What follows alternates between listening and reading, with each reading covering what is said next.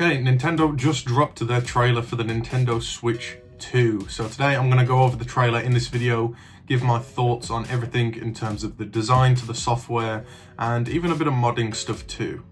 There were a lot of leaks leading up to this trailer, and it seems that a lot of those were quite accurate. Firstly, the console features a bigger tablet, so the display is going to be bigger, and the physical tablet itself is also larger. Obviously with that, the Joy-Cons get larger, so we're seeing a longer Joy-Con design. The tablet itself contains two USB-C ports along with the regular buttons like the volume and power button. The two USB ports seem to be both for charging, so what we can assume is that the one on the bottom is going to be used for the dock and the one on the top can be used for charging. I really like this. This is definitely one of the complaints I had with the first generation of the Switch, was that if I was playing in handheld mode and trying to charge, it would always bend the cables at the bottom of the console. This is definitely a smart move and something that I'm going to really enjoy on the new console. The tablet itself has a bigger kickstand, much like what we saw on the Nintendo Switch OLED. The kickstand's a lot more rounded, but seems to be the same functionality-wise as the OLED with the adjustable angles.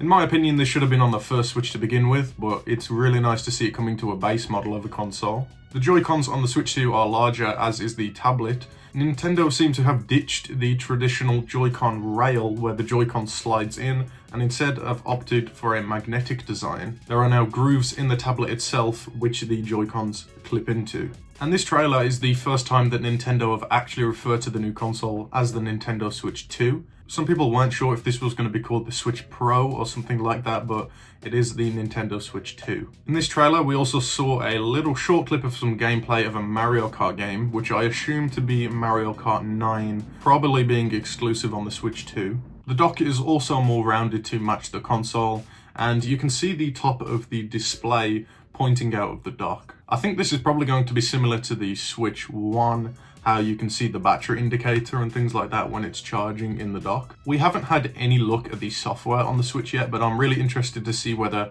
anything is going to be up there, maybe some information displayed, maybe the game running, maybe who's playing if the console's in sleep mode. It seems like there's a lot of potential there for some good widgets or information to be up there on the top of the screen. It looks like with the Switch 2 we will be getting a controller holder as well for people who like playing like a traditional gamepad, but this one obviously will be ditched because it does use the rail design, so this will be changed over to the magnetic design of the new Joy-Cons. The Switch 2 is coming in 2025, I would estimate probably mid this year, and there is also an in-person Nintendo Direct where people can go and see the consoles live in action. And my favourite bit of the announcement, they have confirmed that the Nintendo Switch 2 will play Nintendo Switch 1 games.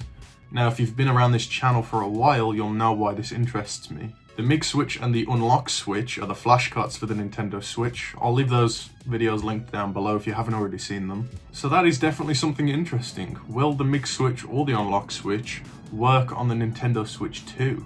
I mean, even if it didn't work on Nintendo Switch 2 games, would it work on Nintendo Switch 1 games with backwards compatibility?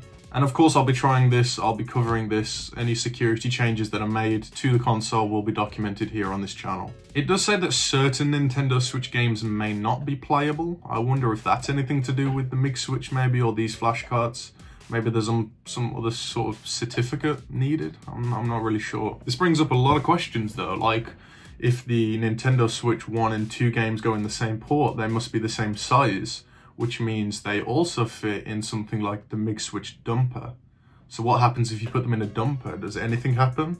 Maybe not straight off the bat, but could the software be adjusted to work for Switch 2 games? As this is just a first look trailer, we're just getting a quick look at the hardware, but I have no doubt there'll be software videos coming soon showing the OS and showing more games and exclusives, probably later in the next few months. But for now, that is it for me. That is my thoughts on the Nintendo Switch 2. Let me know what you think of this console.